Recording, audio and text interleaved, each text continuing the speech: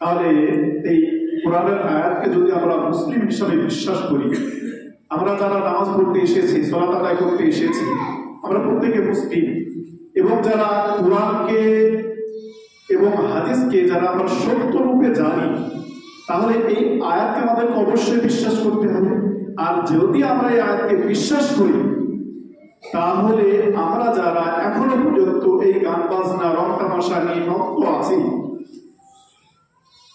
যারা এই ঠাট্টা বিদ্রোহ নিয়ে আমরা মত্ত আছি, তাহলে আমরা কতটা কোরআনকে বিশ্বাস করি, আল্লাহর প্রতি আমরা ঈমান রাখি, আমরা মুসলিম হিসেবে দাবি করি, আমরা নিজেরা একবার বিবেচনা করে দেখব। আল্লাহ তাবারক ওয়া তাআলা পবিত্র কোরআনের অন্য এক জায়গায় বলছেন যে যারা এই রং তামাশা নিয়ে ব্যস্ত আছে, যারা কোরআনকে মানে না, যারা কোরআনকে হাসি ঠাট্টা হিসাবে গ্রহণ করেছে, তাদের জন্য আল্লাহ তাবারক ওয়া তাআলা অন্য এক জায়গায় বলছেন ওয়াইলুল লিকুল্লি আফাকিন আফিম। ওয়াইল শব্দের অর্থ আমরা যারা নামাজ পড়ি তারা অনেকেই জানি যে ওয়াইল মানে হচ্ছে ধ্বংস হওয়া। ওয়াইল মানে হচ্ছে যে এমন একটা শব্দ যে শব্দের দ্বারায় সে মানে গহীনের অতন্তরে তলিয়ে যাওয়া, দুর্ভোগ হোক, ধ্বংস হোক, সে নাস্তে নাবুদ হোক, সে বিলীন হয়ে যায়, ওয়াইল শব্দ দ্বারা বোঝায়। এখানে আল্লাহ তাবারক ওয়া তাআলা বলছেন ওয়াইলুল লিকুল্লি আফাকিন আফিম, যে ওইসব ব্যক্তিরা ধ্বংস হোক, ওইসব ব্যক্তিদের দুর্ভোগ যারা মিথ্যাবাদী, যারা মিথ্যাবাদী এবং পাপাচারী, মিথ্যাবাদী পাপাচারী তারা ধ্বংস হয়ে যায়। কি কারণে? ইয়াসমাউ আয়াতিল্লাহি তুতলা আলাইহি সুম্মা ইউসিরু মুস্তাকবিরান কাআল্লাম ইসমাআহা। যখন তাদের সম্মুখে আল্লাহ তাবারক ওয়া তাআলার কোরআনের আয়াত তেলাওয়াত করা হয়, অর্থাৎ তাদেরকে উপদেশ দেওয়া হয়, সৎ উপদেশ, তাদের সম্মুখে ভালো কথা বলা হয়, কোরআন ও হাদিস নিয়ে তাদের সম্মুখে আলোচনা করা হয়, তখন তারা কি করে? তারা অহংকারের সহিত তাদের মুখে তাদের চেহারাকে ফিরিয়ে নেবে। যেমন অহংকারের সহিত দেখবেন কিছু মানুষকে আপনি যখনই কিছু ভালো কথা বলতে যাবেন, যে তোমার যাকাত ফরজ হয়ে গেছে, তুমি যাকাত দাও, তোমার হজ করার সামর্থ্য হয়েছে, তুমি হজ করো, তোমাকে 5 ওয়াক্ত সালাত আদায় করতে হবে, তোমার উপর সালাত ফরজ, তুমি সালাত আদায় করো, তখন দেখবেন তার মুখ থেকে কেমন একটা আলাদা ভাব ফুটে ওঠে, যে সে অহংকার সহিত সেগুলোকে বর্জন করে, সেগুলো গ্রহণ করতেই চায় না। সে এমন ভাবে ভাব দেখায় যেন সে এগুলো বোঝেই না, বা এগুলো কোনোদিন সে শোনেইনি, আর সে শুনতে চায়ও না। সেই জন্য আল্লাহ তাবারক ওয়া তাআলা ওইসব ব্যক্তিদেরকে লক্ষ্য করে বলছেন সুম্মা ইউসিরু মুস্তাকবিরান কাআল্লাম ইয়াসমাআহা, সে এমন ভাবে অহংকার সহিত মুখ ফিরিয়ে নেয়, সে যেন এই কথাগুলো শোনেই। আমাদের মধ্যে অনেকেই আছে, অনেক মানে যারা আমরা শুধুমাত্র কিছু কিছু দিনের উৎসবগুলো পালন করি, যারা আমরা ভাবি যে আমি জীবনে পাপ করেছি, অতএব আমার আর ক্ষমা নেই, আমি আর ভালো কাজ করতে পারবো না, আমার দ্বারা ভালো কাজ হবে না, তাদের জন্য আল্লাহ তাবারক ওয়া তাআলা পরে আয়াত এসেছে। তো ফাবাশশিরহুম বিআযাবিন আলীম, আল্লাহ তাবারক ওয়া তাআলা নিজেই বলে দিচ্ছেন তাদের জন্য সুসংবাদ। যাদেরকে আল্লাহ আযাব দেবে তাদের জন্য কি সুসংবাদ হয়? কিন্তু আল্লাহ তাবারক ওয়া তাআলা এখানে বলছেন যে তাদের জন্য সুসংবাদ বিআযাবিন আলীম, যন্ত্রণাদায়ক আযাবে। তারপরে আল্লাহ তাবারক ওয়া তাআলা বলছেন ওয়াইদা আলিমা মিন আয়াতিনা শাইআন ইত্তাখাযাহা হুজওয়া, যখন তাদের সম্মুখে কোরআন তেলাওয়াত করা হয় তখন তারা সেই জিনিসগুলোকে ঠাট্টার ছলে, বিদ্রূপের ছলে তারা গ্রহণ করে। যখন তাদের সম্মুখে কোরআনের আয়াত তেলাওয়াত করা হয়, কোরআনের আয়াত তেলাওয়াত করে যখন তাদেরকে শোনানো হয়, তাদেরকে বোঝানো হয়, তখন তারা সেগুলোকে ঠাট্টা বিদ্রূপ হিসেবে গ্রহণ করে। এবং উলাইকা লাহুম আযাবুন মুহিন, তাদের জন্য আল্লাহ তাবারক ওয়া তাআলা বলছেন যে লজ্জাদায়ক শাস্তি, তাদের জন্য আল্লাহ তাআলা রেখেছেন লজ্জাদায়ক শাস্তি। তারপরে আল্লাহ বলছেন জাহান্নাম, তাদের পশ্চাতে অপেক্ষায় আছে জাহান্নাম, মানে অর্থাৎ তারা মৃত্যুবরণ করবে না, জাহান্নামে চলে যাবে। ওয়ালা ইউনি আনহুম মা কাসাবু শাইআন ওয়ালা মাত্তাখাযু মিন দুনিহি আউলিয়া। আল্লাহ তাবারক তাআলা বলছেন ওয়ালা ইউনি আনহুম মা কাসাবু শাইআন, যারা আল্লাহ তাবারক তাআলার কথা শোনার পরেও, আদেশ ও নিষেধ শোনার পরেও যারা মুখ ফিরিয়ে নেয়, তাদের জন্য বলা হচ্ছে যে তারা যদি কোনো রকম ভালো কাজ করে থাকে সেগুলো তাদের কোনো উপকারে আসবে না। যখনই তারা তাকাব্বুরের সাথে আল্লাহর পথ থেকে মুখ ফিরে নিবে, তারা দুনিয়ার যত ভালো কাজ করুক, তারা দান খায়রাত করুক, মানুষের মানে হেল্প করুক, তারপর নানা রকম সামাজিক কাজ করুক, আরো আদার্স যা করুক না কেন, যখনই অহংকার সহিত আল্লাহ রাস্তা থেকে মুখ ফিরে নিবে, অন্য ভালো কোনো কাজ তার কাজে আসবে না। তারপরে বলছে মিন দুনিহি আউলিয়া, এবং যারা আল্লাহ ছাড়া অন্যকে অভিভাবক হিসাবে গ্রহণ করেছে, তারাও তাদের কোনো কাজে আসবে না। আমরা তো অনেকেই আল্লাহ ছাড়া অন্যকে অভিভাবক হিসেবে গ্রহণ করেছি। আল্লাহ ছাড়া আমরা অন্যকে অনেকভাবে অভিভাবক হিসেবে গ্রহণ করেছি। কাউকে ত্রাণদাতা হিসাবে, কাউকে খাদ্যদাতা হিসাবে, কাউকে আমরা অর্থদাতা হিসাবে, কাউকে আমরা প্রাণদাতা হিসাবে, কাউকে আমরা মানে নানা রকম দেবদেবীদেরকে, আউলিয়াদেরকে, বিভিন্ন মানুষদেরকে আমরা বিভিন্ন ভাবে অভিভাবক হিসেবে গ্রহণ করেছি। তারাও সেদিন কোন রকম কাজে আসবে না। ওয়ালাহুম আযাবুন মুহিন, তাদের জন্য মহান আযাব। এখানে আল্লাহ তাআলা তিন ধরনের শাস্তি কথা বললেন, যে তাদের যন্ত্রণাদায়ক শাস্তি, তাদের লজ্জাদায়ক শাস্তি, এবং তাদের জন্য হচ্ছে মহা শাস্তি। অন্য আয়াতে আল্লাহ তাআলা বলছেন ওয়ামান আযলামু মিম্মান যুকিরা বিআয়াতি রাব্বিহি ফাআরাযা আনহা ওয়া নাসিয়া মা কদ্দামাত ইয়াদাহু ইন্না জা'আলনা আলা কুলুবিহিম আকিন্নাতান আন ইয়াফকাহু ওয়া ফি আযানিহিম ওয়াকরা। যারা আল্লাহ তাআলার আয়াত শোনার পরে যারা তাকাব্বুরের সাথে মুখ ফিরিয়ে নিবে, তাদের জন্য আল্লাহ তাআলা বলছেন যে কোনো ব্যক্তিকে তার প্রতিপালকের নিদর্শনাবলী যখন স্মরণ করে দেওয়া হয়, তখন যখন তারা সেই পথ থেকে মুখ ফিরে নেয় এবং তাদেরকে যে জন্য পাঠানো হয়েছে সেইগুলো তারা যখন নাসিয়া মা কদ্দামাত লাহুম, যে জন্য তাদেরকে পাঠানো হয়েছে সেগুলো যখন তারা ভুলে যায়, নাসিয়া মানে ভুলে যাওয়া। ইন্না জাআলনা আলা কুলুবিহিম আন ইয়াফকাহু ওয়া ফি আযানিহিম ওয়াকরা, যখন তারা আল্লাহ তাআলার নিদর্শনাবলীকে ভুলে যাবে, আল্লাহর রাস্তা থেকে তারা যখন বিমুখ হয়ে যাবে, তখন তাদের জন্য আল্লাহ বলছেন ইন্না জাআলনা, তাদের জন্য আমি তৈরি করে রেখেছি আকিন্নাতান আন ইয়াফকাহু ওয়া ফি আযানিহিম ওয়াকরা, এবং তাদেরকে তাদের অন্তরসমূহে আমি এমন একটা আবরণ সৃষ্টি করে দেব, এমন ভাবে তাদের অন্তরে আমি মোহর করে দিব, তখন কি হবে, তখন তাদের কান থাকা সত্ত্বেও তারা বধির হয়ে যাবে, তারা শুনতে পাবে না। যখনই তাদের সম্মুখে যতই ভালো কথা বলা হোক, তখন তারা সেগুলোকে গ্রাহ্যই করবে না, মানে সেদিকে সে কর্ণপাতই করবে না।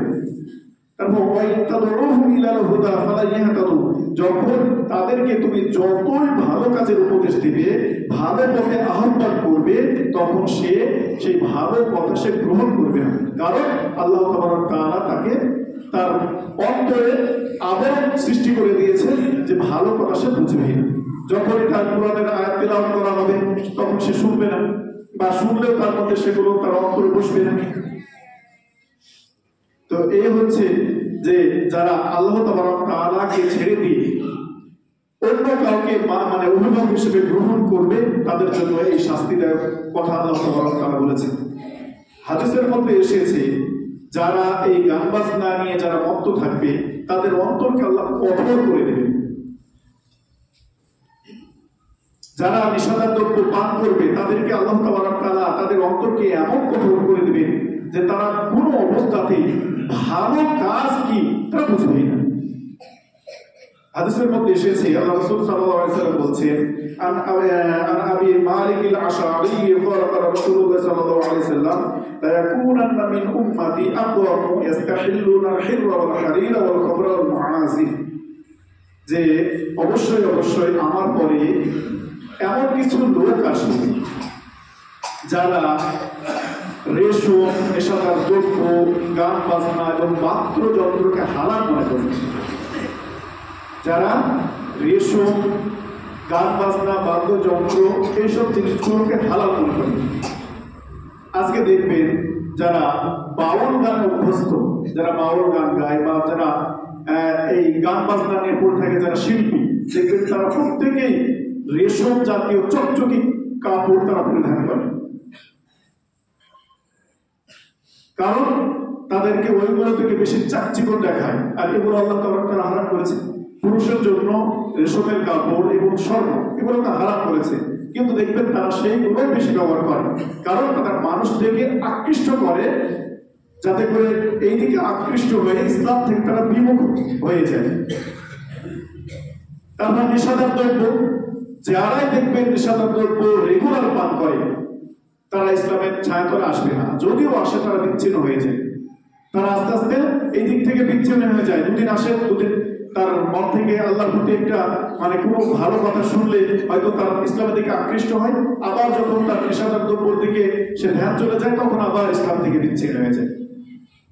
আমি এই মসজিদে মোটামুটি 8 বছর নামাজ পড়াচ্ছি, তো ওইসব মানুষদের বেশিরভাগই আমি দেখছি যে তারা কোনো সময় নামাজ সালাত আদায় করে, যখনই তারা এই নেশাদার দ্রব্য, গান বাজনা, রং তামাশার দিকে বেশি লিপ্ত হয়ে যায় তখন আবার এই দিকটা ছেড়ে দেয়, আবার সে ওই দিকে ধাবিত হয়ে যায়। আবার যখন তাকে হিদায়াতের রাস্তা দেখানো হয়, মানুষকে বলা হয়, তারপর কোনো সময় হয়তো কোনোভাবে সে ভালো উপদেশগুলো শোনে, আবার এই দিকে ধাবিত হয়। আবার যখন ওই নেশাদার দ্রব্যের দিকে ধাবিত হয় তখন এই দিকটা ছেড়ে দেয়। কেননা আল্লাহ তাআলা রাসূল সাল্লাল্লাহু আলাইহি ওয়াসাল্লাম একটা হাদিসের মধ্যে বলেছেন যে যে নেশাদার দ্রব্য একবার পান করবে তার 40 দিন সালাত আদায় কবুল করা হবে না। তো সালাত যখন 40 দিন কবুল করা হবে না, তারপর সে অটোমেটিক্যালি ওই দিকে চলে যাবে। তাই এখানে আল্লাহ রাসূল সাল্লাল্লাহু আলাইহি ওয়াসাল্লাম বললেন যে যারা নেশাদার দ্রব্য পান করবে, গান বাজনা করবে, তাদের জন্য আল্লাহ তাআলা কঠিন শাস্তি রেখেছে। অন্য হাদিসের মধ্যে আল্লাহ রাসূল সাল্লাল্লাহু আলাইহি ওয়াসাল্লাম বলছেন যে আনাস قال قال رسول الله صلى الله عليه وسلم لا يكونن في هذه الامه, এই হাদিস আপনারা কয়েকবার শুনেছেন, আবারও বলছি যে لا يكونن من هذه الامه, যে আমার পরে কিছু আমার উম্মত থেকে কিছু মানুষ আসবে যাদের কারণে আল্লাহ তাআলা পৃথিবীতে কঠিনতম থেকে কঠিনতম আযাব পাঠাবেন। তার আযাবের ধরন বলে আল্লাহ তাআলা বলে দিয়েছেন কিছু এমন একটা শব্দ দিয়ে, তার নামের মাধ্যম দিয়ে, যে ফি হাদিহিল উম্মতি খাসফুন ওয়া কযফুন ওয়া মাসকুন, 3টি শব্দ। এই 3টি শব্দের ব্যাখ্যা যদি করা যায় তো কয়েকদিন লেগে যাবে। এর ব্যাখ্যাগুলো শব্দগুলো ছোট, কিন্তু এর অর্থ এতটা ব্যাপক। তো এখানে সহজ অর্থে আল্লাহ তাআলা নবী বলছেন যে মানুষের 3টি পাপের কারণে, 3টি কঠিনতম আযাব আল্লাহ তাআলা পাঠাবেন। তার মধ্যে 1 নম্বর হচ্ছে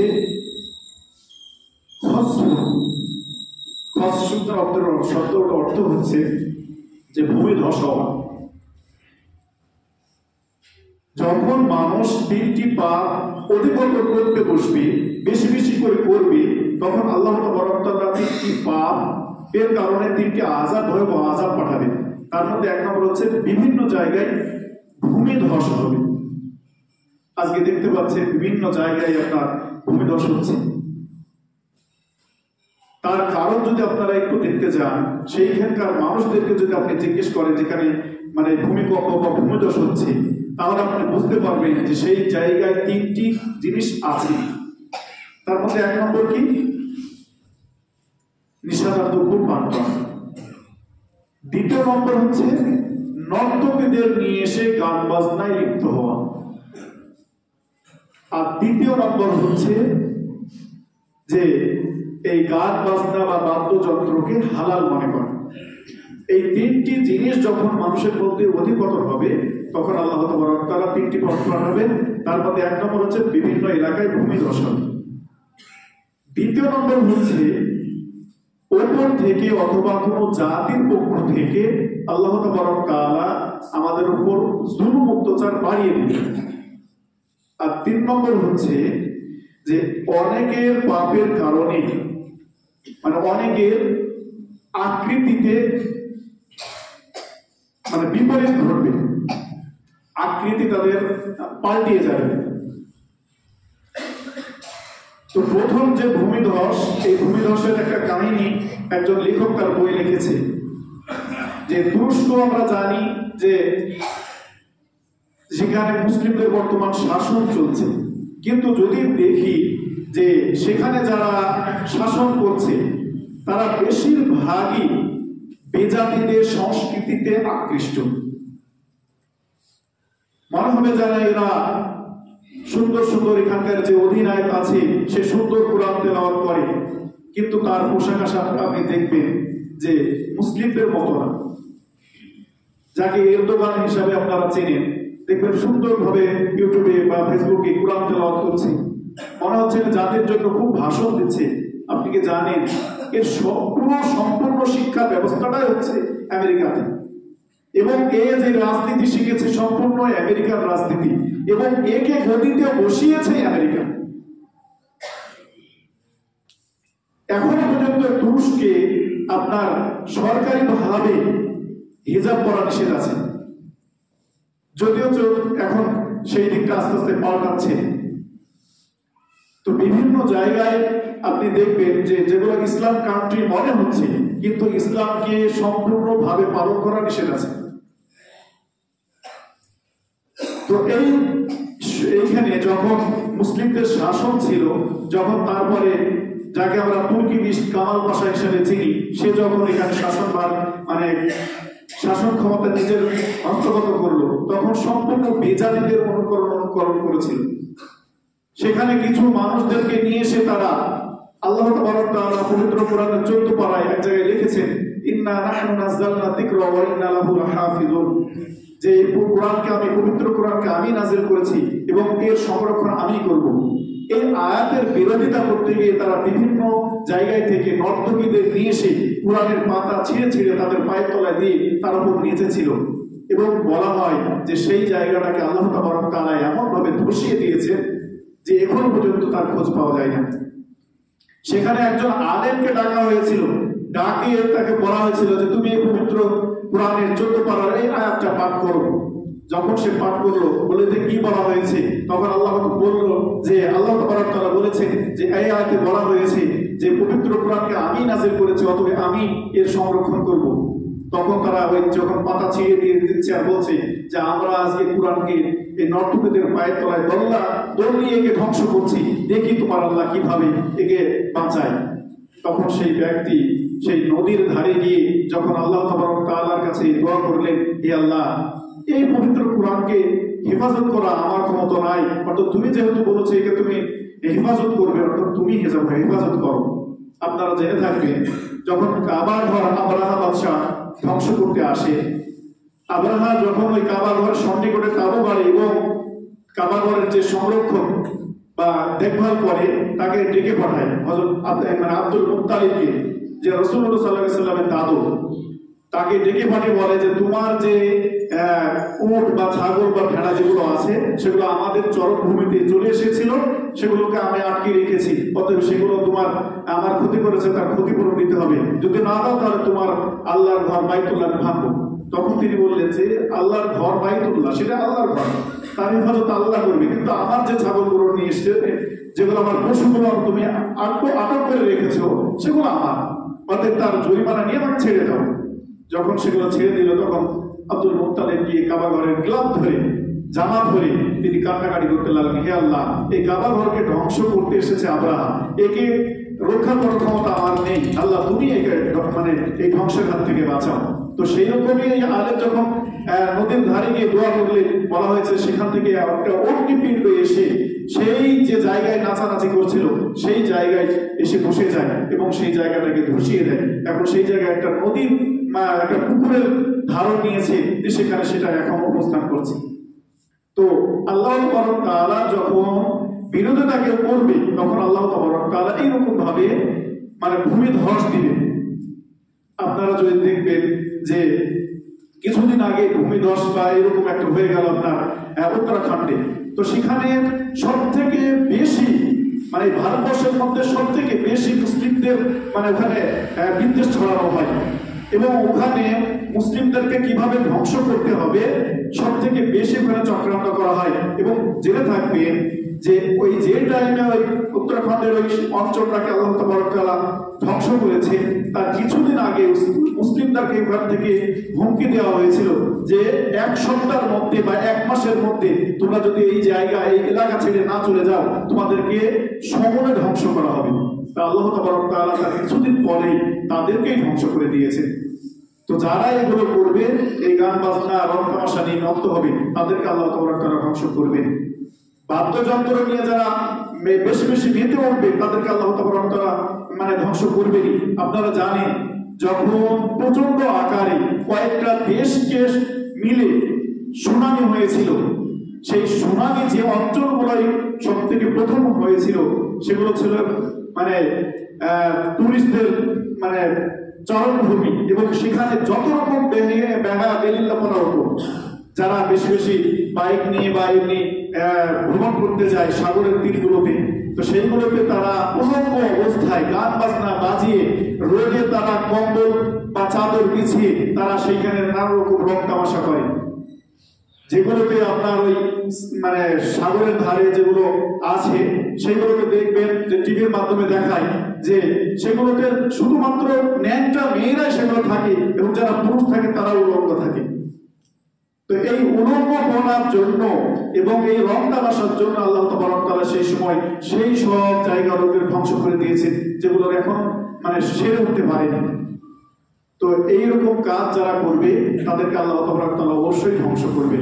এবার আসি আসল কথায়, যে আমরা জানছি যে সামনে কয়েকদিন পরে আসছে 31 নাইট এবং 1 জানুয়ারি, যেগুলোতে আমাদেরই ঘরের সন্তানেরা ফিস্ট করার নামে নানা রকম ভাবে পানীয় মদ্য এবং এই বক্স ভাড়া করে তারা পুরো নাইট ধরে তারা গান বাজনা বাজাবে। সেগুলো যদি আমরা শক্ত হাতে প্রতিহত না করি, তাহলে আমাদের কোন অবস্থা সামনের দিকে অপেক্ষা করছে। আল্লাহ রাসূল সাল্লাল্লাহু আলাইহি সাল্লাম হযরত আব্দুল্লাহ ইবনে উমর রাদিয়াল্লাহু আনহু বলছেন যে আমি এক পথ দিয়ে কোনো সময় যাচ্ছি, তো যেতে যেতে দেখলাম যে গান বাজনা হচ্ছে, তখন আমি আমার কানে 2 হাত দিয়ে দিলাম এবং আমার সাথে যে ছিল তাকে বললাম কিছু দূর গিয়ে যে তুমি কি আর কোনো গান বাজনা শুনতে পাচ্ছ? তখন তিনি বললেন যে না, আর কোনো গান বাজনা শুনতে পাওয়া যাচ্ছে না। তখন তিনি কান থেকে হাত বাহির করে বললেন যে আমি এক সময় রাসূলুল্লাহ সাল্লাল্লাহু আলাইহি সাল্লামের সাথে রাস্তা দিয়ে যাচ্ছিলাম, যেতে যেতে আল্লাহ রাসূল এই গান বা বাঁশির সুর শুনতে পেলেন। তখন তিনি তার কান 2 হাত কানের মধ্যে ঢুকিয়ে দিয়ে রাস্তা থেকে সরে গেলেন এবং অনেকটা দূর যাওয়ার পরে বললেন যে উমর, তুমি কি কোন রকম আওয়াজ শুনতে পাচ্ছ? তখন আমি বললাম না। তখন আল্লাহ রাসূল সাল্লাল্লাহু আলাইহি সাল্লাম কান থেকে তার হাত দুটো ঢুকিয়ে বাহির করলেন। এবার আসি আমাদের বর্তমান যে সময়, এই সময়ে আমরা কানে হাত কতক্ষণ দিয়ে থাকবো? কারণ এদিকে গান বাজনা, ওদিকে গান বাজছে এদিকে, এবং এই যে বাজনাগুলো এতটা বিশ্রী। আগেকার দিনে বিবাহতে শাদীতে বা অন্য জায়গায় গান বাজনার প্রচলন ছিল, যেগুলো উঠে গেছে। তো সেগুলো একটা বিবাহের বাজনার যে সুর সেরকম থাকতো, সেগুলো হয়তো এতটা ক্ষতি করতো না, কিন্তু গান বাজনা হারাম। তো এখন যে বাজনাতে কি বলে, গানে কি বলে, যে নাচে সেও বুঝতে পারে না, যে শোনে সেও বুঝতে পারে না। তো এগুলো আমরা কানে হাত দিয়ে যদি আমরা সারা রাত সারাদিন থাকি, তাহলে আমরা থাকতে পারবো না। ওদের আমাদের সকলকে মিলে এগুলো প্রতিহত করার চেষ্টা করতে হবে। যেখানে গান বাজবে, যেখানে বাজনা হবে, আমরা আমাদের সন্তানদেরকে প্রথমে কন্ট্রোল করব। যদি আমাদের সন্তানদের কন্ট্রোল করার পর দেখা যাচ্ছে অন্য অন্য জায়গা থেকে তারা তাদের সন্তানদের কন্ট্রোল করেনি, ওদের তারা বাজাচ্ছে, আমরা সংঘবদ্ধ হয়ে সেখানে গিয়ে যদি তাদেরকে নিষেধ করি, দরকার হলে যদি আমরা কড়া পদক্ষেপ নিই প্রশাসনের, তাহলে দেখা যাবে যে এই জিনিসগুলোকে বন্ধ করা যাবে। তাহলে এই বিজাতিদের সংস্কৃতি থেকে যদি আমরা নিজেকে হাত গুটিয়ে নিই, তাহলে দেখা যাচ্ছে এই যে ভয়াবহ শাস্তি আমাদের সকলের উপরে আসে। পাপ করবে দু একজন, কিন্তু আযাব ভোগতে আমাদের সকলকে। সুনামি যখন এসেছিল শুধুমাত্র ওই চরগুলোতেই থেমেছিল না, গোটা বিশ্বকে হিংলিয়ে দিয়েছিল, গোটা বিশ্বের আলোড়ন সৃষ্টি করে দিয়েছিল। তাই সবাইকেই ওই আযাব ভোগ করতে হয়েছে। তাই আমরা যদি ভাবে চুপ থাকি, আমি তো জানালা দরজা মেরে দিয়ে ফ্যান চালিয়ে দিয়ে আমি আওয়াজটাকে বন্ধ করেছি, কিন্তু একটু ভাবুন তো, যে বাড়িতে একটা বৃদ্ধ মহিলা আছে যার এই বাজনা শুনলে খুব কষ্ট হয়, যে বাড়িতে একটা শিশু সন্তান আছে যে সে ঘুমাতে গিয়ে ঘুমাতে পারছে না, যারা তাহাজ্জুদ পড়ে রাত্রে এইসব করে শুয়ে পড়ে, আবার ভোর রাত্রে তারা উঠে পড়ে, তাদের অবস্থাটা কি হবে? আপনি না হয় কানায় হেডফোন গুঁজে বা রুমাল গুঁজে তুমুল গুঁজে শুয়ে পড়বেন, কিন্তু আপনার উপর যে আযাবটা আসবে, সাময়িক আপনি আটকে নিলেন, কিন্তু পরবর্তীতে যে আযাব আসবে সে আযাবে আপনাকে ছাড়বে না। আপনি যদি মাটির গহ্বরে লুকিয়ে পড়েন, আসমানে গিয়ে যদি আপনি উড়ে বেড়ান, তবুও আপনাকে ধরে গ্রাস করে নেবে। তাই আসুন আমরা সকলেই সাবধান হই, আমাদের সন্তানদেরকে মানুষ নামে শয়তান না করে আমরা প্রকৃত মানুষ করি, তাহলে নিশ্চয়ই আমরা নিস্তার পাবো। যেহেতু আমাদের সন্তানের উপর আমাদের ভবিষ্যৎ নির্ভর করছে, আমাদের সন্তানের উপর আমাদের জান্নাত জাহান্নাম নির্ভর করছে, তাই আমরা আমাদের সন্তানদেরকে এবং নিজেদেরকে আমরা এই দিক থেকে বাঁচিয়ে রাখি। আল্লাহ তাআলার কাছে সর্বশেষ দোয়া করি, হে আল্লাহ, আমরা অনেক আযাবের কথা শুনলাম, সেই আযাব থেকে আমাদেরকে পরিত্রাণ দান করো, আমিন। হে আল্লাহ, আমরা আমাদের সন্তানদেরকে যেন এইসব কুকীর্তি থেকে বাঁচিয়ে রাখতে পারি, আল্লাহ সেই তৌফিক দান করো, আল্লাহুম্মা আমিন। হে আল্লাহ, আমরা যখনই পবিত্র কোরআনের তিলাওয়াত শুনবো এবং তার থেকে উপদেশ ও নিষেধ শুনবো, আমরা সেগুলো যেন আমরা নিজের অন্তর থেকে গ্রহণ করে সেগুলো পালন করার চেষ্টা করতে পারি, আল্লাহ সেই তৌফিক দান করো, আল্লাহুম্মা আমিন। হে আল্লাহ, আমরা এখনো যারা হারামের মধ্যে ডুবে আছি, হে আল্লাহ, আমরা যদি এখনো তওবা করি, আল্লাহ আমাদেরকে ক্ষমা করবে। হে আল্লাহ, তুমি আমাদের তওবা কবুল করে আমাদেরকে ক্ষমা করে দিয়ে আমাদেরকে জান্নাতীবাসী হওয়ার তৌফিক দান করো, আল্লাহুম্মা আমিন। হে আল্লাহ, আমরা যারা এখনো পাপের সাগরে ডুবে আছি, হে আল্লাহ, সেই সাগর থেকে বাহির করে আমাদেরকে পবিত্র করে, হে আল্লাহ, তুমি আমাদেরকে তোমার এই ইসলামের ছায়াতলে আশ্রয় দান করো, আল্লাহুম্মা আমিন। اللهم صل على محمد وعلى ال محمد كما صليت على ابراهيم وعلى ال ابراهيم انك حميد مجيد. اللهم بارك على محمد وعلى ال محمد كما باركت على ابراهيم وعلى ال ابراهيم انك حميد مجيد. سبحان ربك رب العزة عما يصفون وسلام على المرسلين والحمد لله رب العالمين.